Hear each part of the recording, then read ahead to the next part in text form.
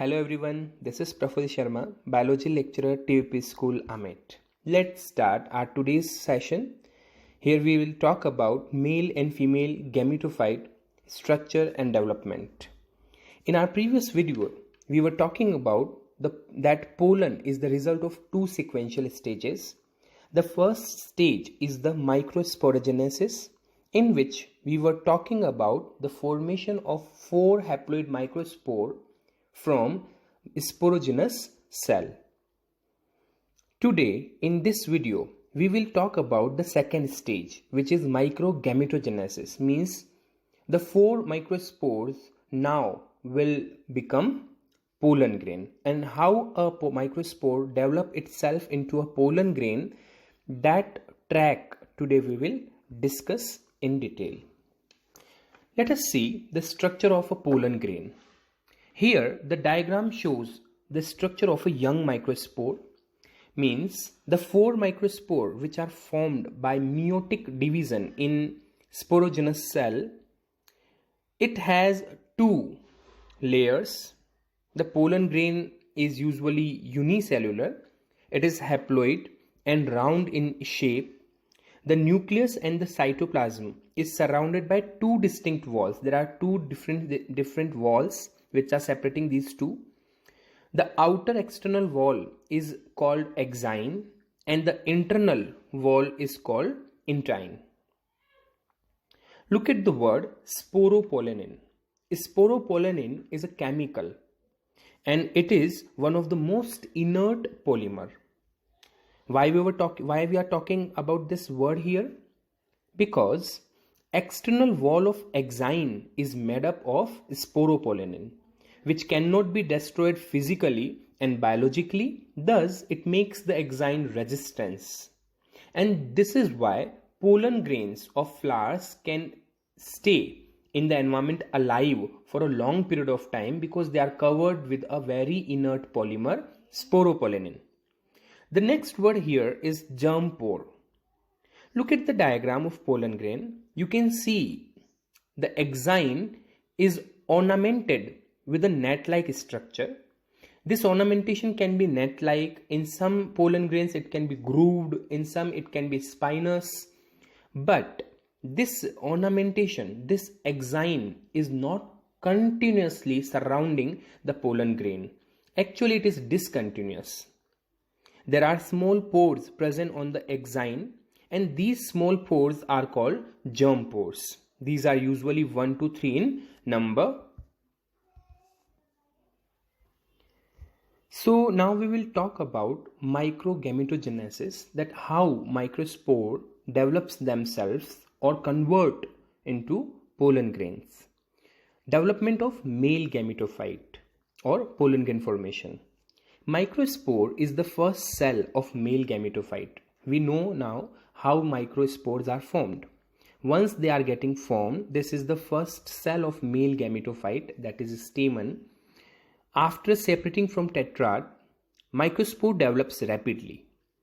What they do? The cytoplasm gets transformed into peripheral membrane and vacuole is developed. Before the pollen formation, the nucleus of microspore divides by mitosis to form a big vegetative nucleus and a small generative nucleus. The formation of wall between these 2 nuclei forms a big vegetative and small generative cell. You can visualize these all events in the picture.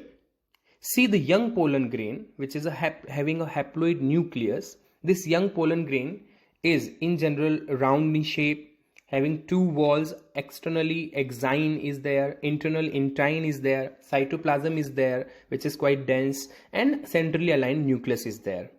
Now it differentiates, it starts maturing, and once it becomes mature, what you will see, the changes are like this. This structure is quite spherical but is elongated, quite big in size, as well as the nucleus is divided mitotically, and now there are 2 nucleus. Each of them are separated from each other by formation of a membrane in between. One cell remains bigger in size that is called the vegetative cell. One cell remains smaller in size, that is called generative cell. Now let us come to the vegetative cell first. Vegetative cell is big in size, that we have already talked about. Initially the nucleus is ground and later it becomes a regular shaped structure. The number and shape of various cell organelles also increases in this vegetative cell, and proteins are present in adequate amount. The pollen tube is formed by the vegetative cell. If you recall, we have talked about in last class about the pollination. Once the pollen grain is transferred to the stigma of female gametophyte, the pollen grain germinates. How a pollen grain germinates, we will talk a little later, but germination includes formation of a pollen tube. That pollen tube is formed by this vegetative cell. Fine. The next is generative cell. Initially, the shape of generative cell is like a convex lens, but after separation from the pollen wall, it becomes circular. Look at the diagram. You can see easily the vegetative cell or generative cell. What these cells are actually, earlier in young pollen grain microspore, there were only one nucleus. That nucleus divided, then it becomes two nuclei. Then the nuclei are separated from each other with the help of a membrane. Now there are two cells within a cell. The one bigger cell is vegetative cell, which will form the pollen tube in future, and the down one will make the male gamete, means the male reproductive gametes. This generative cell will give rise to the male gametes. Later, the generative cell form two male gametes by mitotic division. Now, formation of male gamete. Male gametes are formed from the generative cell. In most of the plants, formation of male gamete take place after the pollen germination in the pollen tube. Means ki mostly in different plants what generally occurs is that once the pollen grain has been reached up to the stigma, it receives the chemical signals and starts germinating. When it germinates and forms the pollen tube, that is the time when the generative cell nucleus divides into further two nuclei, and these two nuclei are now considered as male gametes. When the pollen tube germination takes place, these male gametes, they goes down the style. The generative cell enters into the pollen tube and divide into two cells. These two cells acts as male gametes. Each male gamete is unicellular, motile, indivisible and uninucleated. See in the diagram, the A represents a normal young microspore. B represents the second stage, that the nucleus of young microspore divides mitotically, and now there are two nuclei. They are separated from each other with the help of a membrane. The bigger upper cell now will be called as vegetative cell and the smaller one will be called as generative cell. After some time, the generative cell also get detached from the base of this pollen grain. Now there are a total of two cells within a single cell. In D diagram, what you are seeing is that we have talked about the germ pore. There is gap between the exine. From that gap, that can be 1 to 3 in number. From that gap, a pollen tube germinates. Now, from where this pollen tube is coming out? This is the vegetative cell's role. Vegetative cell, it forms the pollen tube.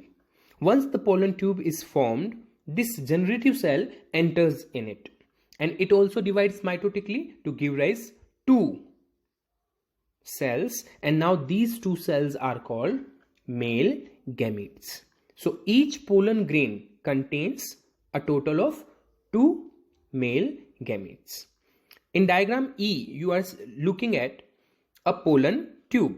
In the pollen tube, what you are going to see are two male gametes which are formed from generative cell and a nucleus, tube nucleus. Now from where this tube nucleus came? Who formed the tube? The vegetative cell. This is the nucleus of vegetative cell, and generative cell nucleus is divided into two male gametes. Now we will understand the whole process again in a single picture. We started with a microsporocyte cell. This is, we are talking about the microsporogenesis, and a microsporocyte, that is a sporogenous cell. That sporogenous cell undergoes meiotic division, meiosis 1 and then meiosis 2, and it forms 4 haploid cells.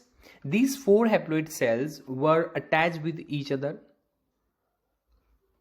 Colase was deposited over there, and then chelase named enzyme releases that liquid, that proteinaceous complex structure, and the microspores became free.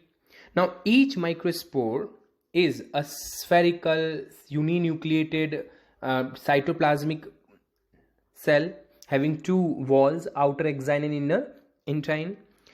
And exine is not continuously arranged. There are pores, there are gaps, and these gaps are called germ pores.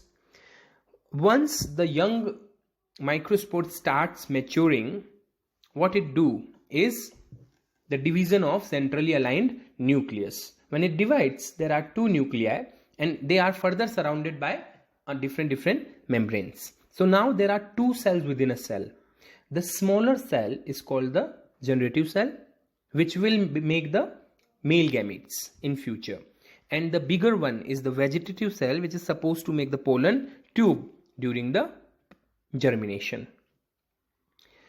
In the next diagram, you are seeing a bicellular pollen. Now what do we mean by bicellular pollen is that there are 2 cells, one is generative and one is vegetative. And what is a tricellular pollen? That is, once the generative cell divides to make 2 male gamete, now there are 2 male gamete and 1 vegetative cell. This vegetative cell will give rise to pollen tube. Then in that case, in pollen tube there will be 3 nucleus.